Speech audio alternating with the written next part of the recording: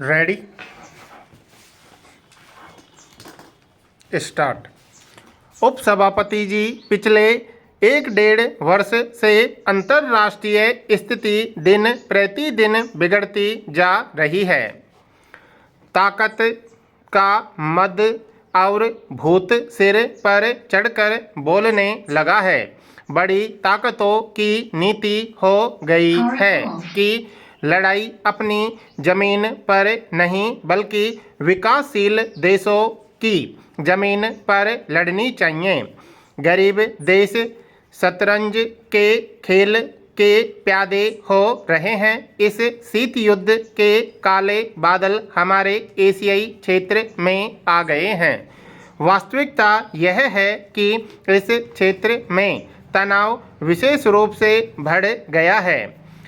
America ऐसा समझता है कि रूस को चारों तरफ से घेर लेना चाहिए। निक्सन की यही पॉलिसी थी और इसलिए अमेरिका, जापान और चीन का एक गुट बना हुआ था। दुर्भाग्य से हमारे यहाँ भी कई ऐसे तत्व हैं जो इस नीति का समर्थन करते हैं। इसी नीति के अनुसार पाकिस्तान को अमेरिका ने हथियार बेचने का काम शुरू किया है।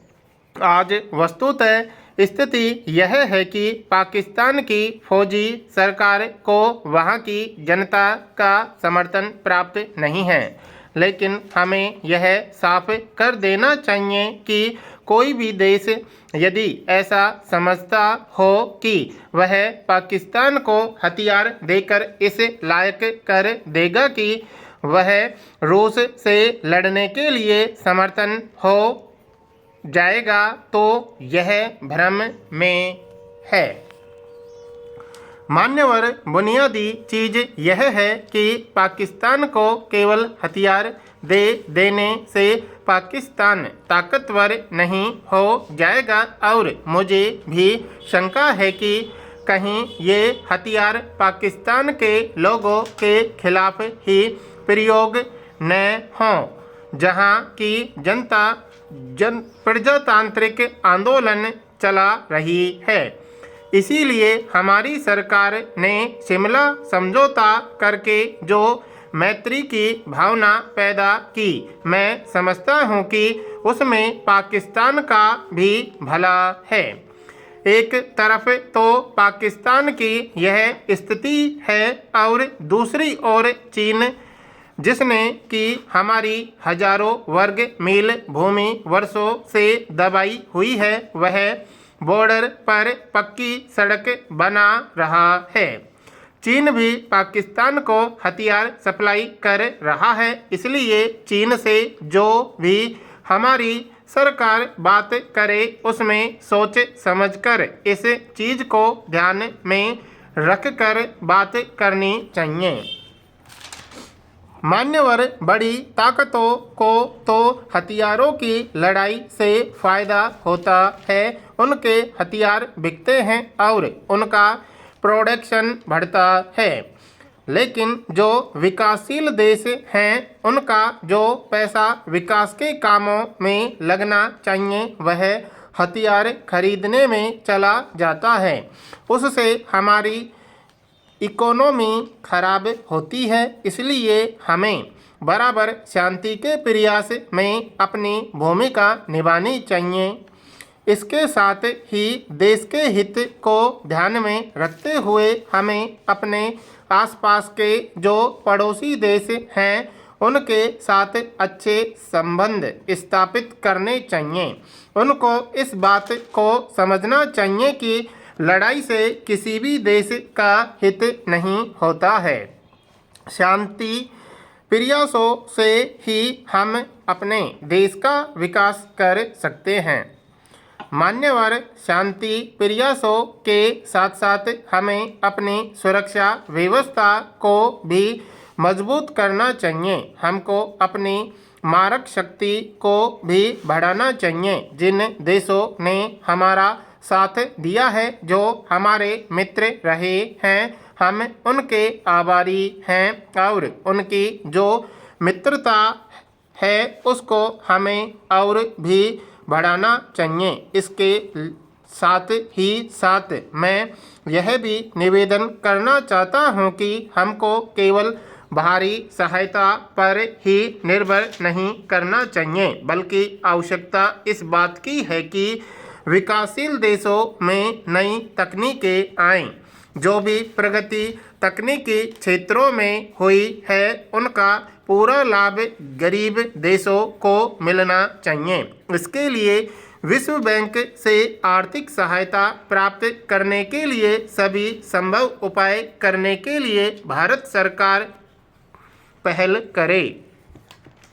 उपसभापति जी, विदेश नीति के बारे में हमारे मित्रों ने जो कुछ अभी कहा उसमें एक हिस्सा बिल्कुल स्पष्टतः मैं कहना चाहता हूँ। मंत्री जी को मैं धन्यवाद इसलिए दूंगा कि उन्होंने अपने मंत्रालय को सुचारू रूप से चलाया है, लेकिन जहाँ तक नीति का मामला है, मैं समझता हूँ कि आज धीरे धीरे हम ऐसी स्थिति में पहुँच गए हैं। अब अगर तुलना की जाए तो आज से 30 पहले हिंदुस्तान जब आज़ाद हुआ था तभी दुनिया में हिंदुस्तान की जो तस्वीर थी, हिंदुस्तान के नेताओं की, चाहे महात्मा गांधी जी हों चाहे जवाहरलाल नेहरू हों, उनके बारे में संसार में जो इज्जत थी, मैं नहीं समझता कि जिस ढंग से हमने अपनी विदेश नीति को चलाया है उससे आज वह स्थिति बरकरार रही। मैं इस चीज़ को भी कबूल करता हूँ कि सारी बातें चंद सालों में नहीं हो जाती। यह हकीकत है कि देश के बंटवारे से जो स्थिति पैदा हुई, आज कोई मेरे जैसा आदमी कहे कि देश के बंटवारे को कबूल करना एक बड़ी भूल हुई है तो इसमें दो राय नहीं हो सकती। इसी तरह इतिहास की अगर मिसाल देनी है तो मैं यह कहूँ कि 1950 में जब नेपाल में वहाँ के लोगों ने हिंदुस्तान की मदद चाही और कहा कि वहाँ के लोग हिंदुस्तान का हिस्सा बनकर रहना चाहते हैं, तो उस प्रस्ताव को ठुकरा दिया गया। इस हकीकत को मानने से इनकार करने पर जो स्थिति उत्पन्न हुई है उसके लिए आप जिम्मेदार हैं, यह मैं नहीं कहता, लेकिन जब लोग तुलना करेंगे देश की विदेश नीति की हमने क्या हासिल किया, तो हमारे मन में ये सारी बातें जरूर रहेंगी। हम समझते हैं कि जैसे अभी कहा गया कि निरस्त्रीकरण 10 या 15 साल की देन नहीं है, बल्कि जब से हमने आज़ादी की लड़ाई लड़ी थी तभी से हम कह रहे थे कि दुनिया भर के लोगों की आज़ादी के हम समर्थक हैं। यह जो इतिहास की परंपरा हम लोगों की रही, आज़ादी की लड़ाई के वक्त की देन रही, उसकी अगर आज से तुलना करें तो मुझे यह कहने में संकोच नहीं है कि हम लोग बहुत नाकामयाब रहे हैं। इसीलिए आज खतरनाक स्थिति का दौर इतना बढ़ गया है कि न जाने कब जंग छिड़ सकती है। अगर इसमें हमने कमजोरी दिखाई तो देश एक बड़ी खतरनाक स्थिति में आ जाएगा। श्रीमान विदेश नीति के हम लोगों के उस समय क्या उद्देश्य थे और आज क्या हैं, इसके बारे में हमारी नीति, हमारी दृष्टि साफ होनी चाहिए। मुझे ऐसा लग रहा है कि हमारी विदेश नीति में ही गड़बड़ी है। इसलिए मैं कहना चाहता हूँ कि हम इस खतरनाक दौर को समझें और अगर हमको देश में युद्ध का वातावरण नहीं बनाना है और उससे देश को बचाना है तो हम पाकिस्तान के बारे में क्या सही अनुमान लगा सकते हैं। इस पर हमें गंभीरता से सोचना चाहिए। मैं नहीं समझता कि पाकिस्तान की आर्थिक स्थिति और उसकी हथियार की ताकत में कोई असंतुलन है। पाकिस्तान को हथियारों से लैस करने की जो अमेरिका की नीति है उससे हमें सावधान रहना होगा। दूसरी बात मैं यह कहना चाहूँगा कि धीरे धीरे दुश्मनों की निगाहें हमारी ओर बढ़ रही हैं।